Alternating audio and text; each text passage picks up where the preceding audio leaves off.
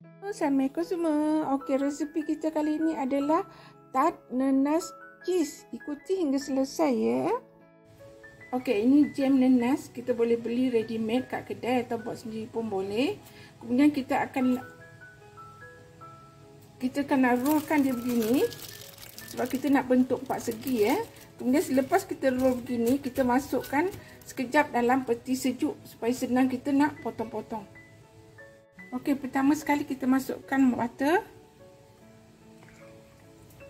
Bahan-bahan semua kita tulis ya kat tepi tu. 1 sudu makan minyak sapi, gula icing, kuning telur dan juga vanila. Okey, kita pukul sekejap.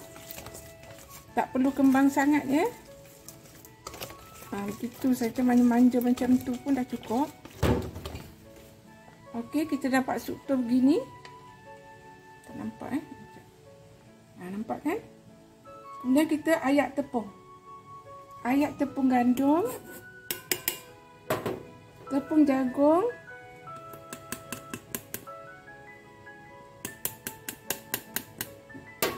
tepung custard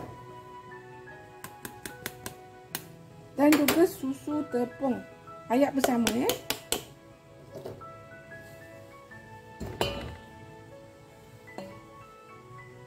Okey, dah sudah. Kita gaul dengan spatula dulu. Gaul dengan spatula begini.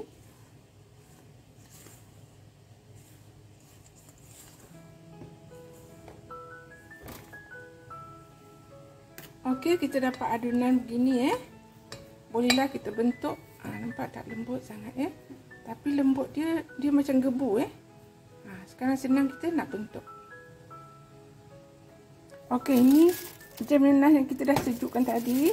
Kita bolehlah buka begini dan kita potong 4 segi ya. Begini. Kita buat acuan ni kita gunakan untuk nanti tart nanas. Jadi potongan dia sama aja ya. Okey, kita dah potong-potong 4 segi. Okey, kita bentuk 4 segi begini. Kemudian kita ambil kita punya, letak di atas. Kita punya jam nanas letak di sini. Okey, begini kejadiannya ya. Ni adunan tepung ke atas. Tengah tu kita buat jam nanas dan atas adunan tart nanas. Okey, sekarang susun dalam tray. Okey, sekarang kita punya tart nanas cheese kita dah siap dibentuk. Kemudian bolehlah kita bakar ya. Bakar pada suhu 160. Pertama ni 15 minit kita keluarkan dulu, baru kita letak cheese di atas. Sekarang kita bakar dulu 15 minit. Okey, ni setelah 15 minit barulah kita keluarkan kembali. Okey, ni selepas 15 minit kita oven, kita keluarkan dan kita nak letak cheese di atas dan juga nak letak kuning telur ya. Begini caranya, sapu je kuning telur macam ni. Lepas tu letak cheese kat atas. Senang je. Buat hingga selesai. Okey, sekarang kita dah letak cheese kat atas. Kemudian bakar kembali lebih kurang dalam 7 minit. Api atas saja ya. Okey, sekarang tart nanas cheese kita dah masak. Kita nak sejukkan dan nak keluar daripada loyang.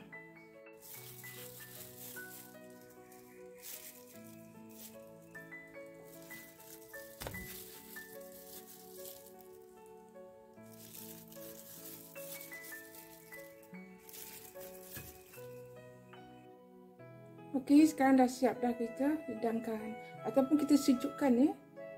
Sebab nak masuk dalam, nak simpan untuk hari raya. Cantik kan? Kita susun macam tu. Okey, mari kita tengok dia punya struktur kuih dia macam mana. Bismillahirrahmanirrahim. Kita nak pecahkan. Sangat rapuh ya. Ini dah namakan cahaya di mulut ni. Sangat rapuh. Nampak tak? Okey. Okay, so terima kasih kerana menonton. Selamat mencuba ya. Jangan lupa like, comment, subscribe and share. Sampai jumpa lagi. Bye.